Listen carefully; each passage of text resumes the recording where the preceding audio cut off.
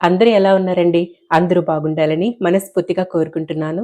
నేను Surekha. Welcome to successful Telugu vlogs. ఈ video అంతా కూడా సండే రోజు షూట్ చేసుకున్న వీడియో అండి. బాబొచ్చున్నాడు కదా! ఇక పొద్దున్నే మా వారు చికెన్ తీసుకొచ్చారనమాట. ఇక దోస, చికెన్ ప్రిపేర్ చేస్తున్నాను ఫస్ట్ టిఫిన్ కోసం. ఇంకా ఓ పక్కన అది కుక్కర్‌లో ఏసేస్తున్నాను. బాగా లేట్ అయిపోయింది ఇప్పటికే. పొద్దున్నే పూజ ఇవన్నీ చేసుకొని అంతా స్టార్ట్ చేసేసరికి లేట్ అయిపోయిందనమాట. ఇక అందువల్ల కుక్కర్‌లో పెట్టేస్తున్నాను. మామూలుగా అయితే చికెన్ కర్రీ మాత్రం నేను కుక్కర్‌లో వేయనండి ఎక్కువ శాతం. విడిగానే వండుతాను. ఇంకా హడావిడిగా ఉంది అన్నప్పుడు, ఇంకా టైం సరిపోదు వాళ్ళకింకా టైం అయిపోతుందన్నప్పుడు ఇంకా కుక్కర్‌లో వేసేస్తా ఉంటాననమాట. ఇక ఇందులో చికెన్ కడిగి పెట్టేసి కాస్త ఆయిలు, కల్లుప్పు, పసుపు అది వేసి వాడి చేసుకొని సరిపడా కారము. ఇంక నేను ఇందులో ముద్ద మసాలా వేస్తున్నాను. అంటే అల్లం, వెల్లుల్లిపాయలు, ఎండు కొబ్బరి, ధనియాలు, చెక్క, లవంగ, యాలక్కాయ్ ఇవన్నీ వేసి కొన్ని మిరియాలు మిక్సీ పట్టి పెట్టుకుంటాననమాట. అట్లా ఆ ముద్ద మసాలా అయితే కొంచెం నాటుకోడి స్టైల్‌లో అనిపిచ్చిద్దనమాట ఆ ఫ్లేవరు. అందువల్ల ఆ రోజు ముద్ద మసాలా చేశాను దానికోసం. ఇంకా అది విజిల్ పెట్టేసాను. ఒక 3 విజిల్స్‌కి అది కుక్ అయిపోద్ది కదా! ఇంకా లాస్ట్ వీడియోలో చూపించినప్పుడు అది మీరు ఆనియన్, కొత్తిమీర వేయలేదు కదా! బావుంటదా టేస్ట్ అని అడిగారు. వేశానండి నేను. తర్వాత ఇప్పుడు ఇది ఉడికాక పక్కన ఇంకొక బాణల్లో ఆనియన్స్ అవి వేయించేసుకొని, అందులో ఈ ముద్ద మసాలా వేయించేస్తాను. కరివేపాకు, కొత్తిమీర, కాస్త పుదీనా అవి కూడా వేసి వేయించేసి అందులో పోసేస్తాననమాట. అది బహుశా ఆ రోజు నేను చూపించలేదనుకుంటా మీకు. అంటే డీటెయిల్‌గా ఆ రెసిపీ చెప్పలేదనుకుంటా ఆ రోజు. అందువల్ల ఈ ఫ్రై చేసినప్పుడు మసాలా వేపుతాను కదా! అప్పుడే ఏస్తాననమాట అన్నీ కూడా. ఇంకా అది వేసేసి ఇంకా ఈ విజిల్స్ అన్నీ వచ్చేసాక అందులో పోసేసి కాసేపు కుక్ చేస్తాను. చాలా బావుంటది. చికెన్ పులుసు దోసల్లోకి చాలా బావుంటదండి. ఇటు మా వైపు బాగా చేసుకుంటారు. అయితే ఇంకా బాబొచ్చున్నాడు కదా! ఇంకా ఈరోజు చేస్తున్నానిక్కడ. అప్పుడప్పుడు ఉంటది రెగ్యులర్‌గా అంటే ప్రతి వారం దోస, చికెన్ ఉండదు కానీ అప్పుడప్పుడు చేసుకుంటా ఉంటాము. ఇంకా ఈరోజు బాబొచ్చున్నాడు కదా! ఇంక ఇక్కడ చేస్తా ఉన్నాను. ఇదిగోండి ఇట్లా వేపుకుంటాననమాట. బహుశా ఆ రోజు క్లిప్పింగ్ మిస్ అయినట్టుంది. బాగా లేట్ అయిపోయిందండి. పాపం మామయ్య గూడా వెయిట్ చేస్తా ఉన్నారు. మామూలుగా పొద్దున్నే 8, 8:30 మధ్యలో మామయ్యకి టిఫిన్ పెట్టేస్తాను. పాప వెళ్ళాక పెడదువులేమ్మా ఇప్పుడేం నాకు తొందర అంటారు గానీ, ఈవినింగు నైట్ డిన్నర్ త్వరగా చేసేస్తారనమాట. తొందరగా చేసేసి పడుకుంటారు గదా! ఇంకా పొద్దున్నే ఆకలితో ఉంటారని జెప్పి ఫస్టు ఆయనకి పెట్టేస్తాననమాట. ఇంక ఇవాళ లేట్ అయిపోయింది. చాలా హడావిడిగా ఉన్నాను. ఇంకా బాబు అయితే ఇంకా లేచి రాలేదు వాడు. ఇంకా మా వారు రెడీ అయిపోయారు బయటికి వెళ్ళడానికి. ఇంక ముందైతే మావయ్యకిచ్చేస్తున్నానిక్కడ. లాస్ట్ వీడియోలో చాలా మంచి కామెంట్స్ పెట్టారండి అసలు. ఎంత మంచి కామెంట్సో. ఎన్ని సార్లు చదువుకున్నానో నేనవన్నీ కూడా. చాలా సంతోషంగా అనిపిచ్చింది. అందరూ నాకు ఇంతమంది సిస్టర్స్‌నిచ్చాడా దేవుడు అనిపిస్తా ఉంటుందనమాట. చాలా మంచి కామెంట్స్ పెట్టారండి. అందరికి చాలా థాంక్స్. ఇంకా అలాగే సింధు, నాది బాండింగ్ గురించి కూడా చాలాగా హ్యాపీ ఫీల్ అవుతూ చెప్పారు. బాండింగ్స్ అనేవి బాగుండాలి అంటే అండి, నా నా ఒపీనియన్ మీతో షేర్ చేసుకుంటున్నాను. అది ఏ బాండింగ్ అయినా, ఏ అంటే ఆహ్, రిలేషన్‌లో అది వైఫ్ అండ్ హస్బెండ్ కావచ్చు, వదిన, ఆడపడుచు కావచ్చు, అక్క చెల్లెళ్ళు, అన్నతమ్ముళ్ళు ఆహ్, అన్ని బంధాల్లో కూడా ఫ్రెండ్‌షిప్‌లో కావచ్చు, దేంట్లో అయినా సరే ఆ బాండింగ్ బాగుండాలి అంటే ఒకరి నుంచి ఒకరము ఏది కూడా ఎక్స్‌పెక్టేషన్స్ పెట్టుకోకూడదండి. ఎక్స్‌పెక్టేషన్స్ ఎదుటి వాళ్ళ నుంచి మనం ఎక్స్‌పెక్టేషన్స్ పెట్టుకున్నామనుకోండి, అది మనం అనుకునింది అవతల వాళ్ళ నుంచి మనకి రాకపోతే తప్పకుండా ఆ బాండింగ్ బ్రేక్ అయిపోద్దనమాట. బీటలు వాలిపోతాయి. సో, ఆ ఎక్స్‌పెక్టేషన్స్ లేకుండా హార్ట్‌ఫుల్‌గా మంచిగా ఉంటే తప్పకుండా అది ఏ బాండింగ్ అయినా సరే ఎక్కువ కాలం నిలిచుంటదండి.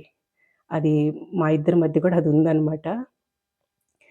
ఒకళ్ళకొకళ్ళం బావుంటాం. అదే విధంగా వ్యక్తిత్వాలు గూడా ఎలా అంటే, ఫస్ట్ ఏదన్నా ఒక ఈ విషయం జరిగినప్పుడు, ముందు అవతల వాళ్ళ వైపు నుంచి ఆలోచిస్తాననమాట నేను. అదే విధంగా సింధు కూడా అంతే అనమాట. వెంటనే రియాక్ట్ అయిపోద్ది కూడా.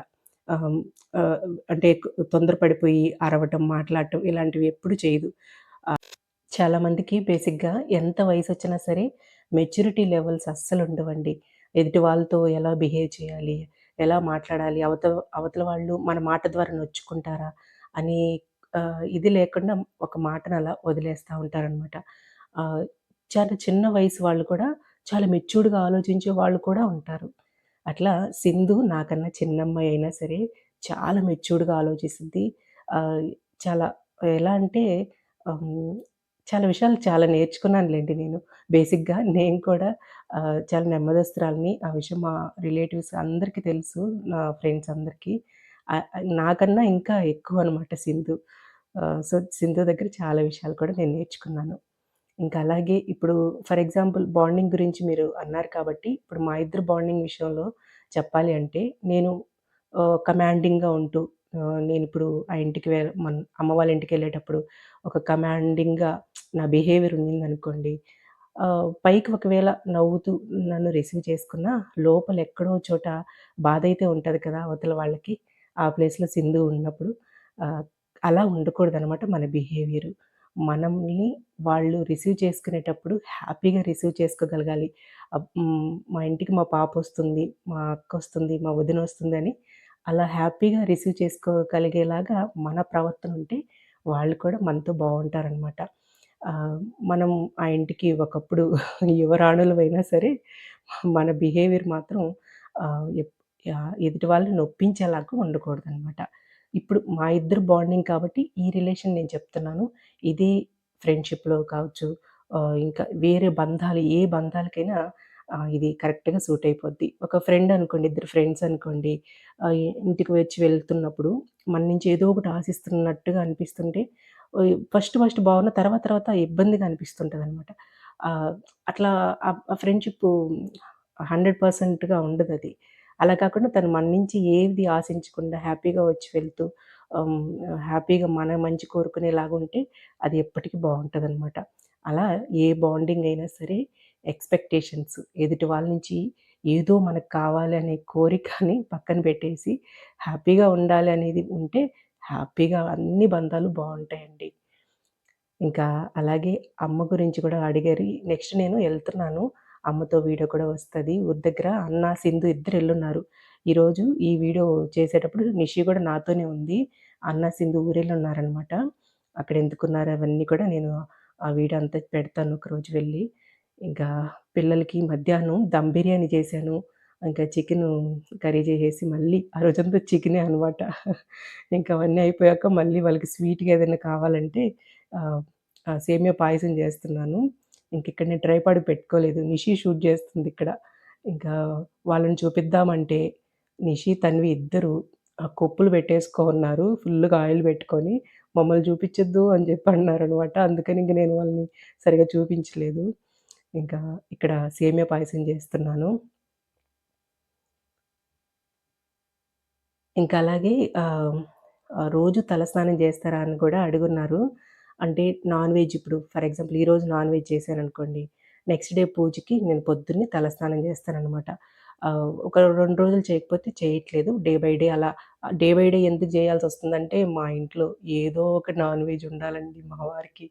అందులో బాబొచ్చున్నాడు, పిల్లలు. ఇంకా అందువల్ల తప్పకుండా ఏదో ఒకటి చేస్తా ఉంటాను. ఇంకా అలాంటివి నేను తినాల్సొచ్చినప్పుడు ఇంకా నెక్స్ట్ డే పూజ చేసేటప్పుడు పొద్దున్నే తప్పకుండా హెడ్ బాత్ చేస్తున్నాననమాట. ఇంకంతే. అంటే ఇలాగే ఉండాలి, ఇలాగే చేయాలి అలా ఏం లేదులెండి. మనం మనస్ఫూర్తిగా భగవంతునికి పూజ చేసుకుంటే చాలు.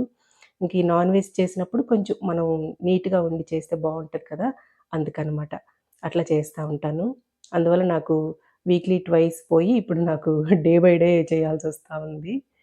ఇంక తప్పనిసరిగా స్వామివారికి నైవేద్యం ప్రసాదం చేసే రోజు తప్పకుండా తలస్నానం చేసి ప్రిపేర్ చేస్తాననమాట. ఒక్కొక్క రోజు ఖర్జూరము, పండ్లు, టైం లేదనుకోండి అట్లా అవి పెట్టేస్తుంటాను. అంత బెల్లం ముక్కైనా సరే నైవేద్యంగా పెట్టేస్తుంటాను.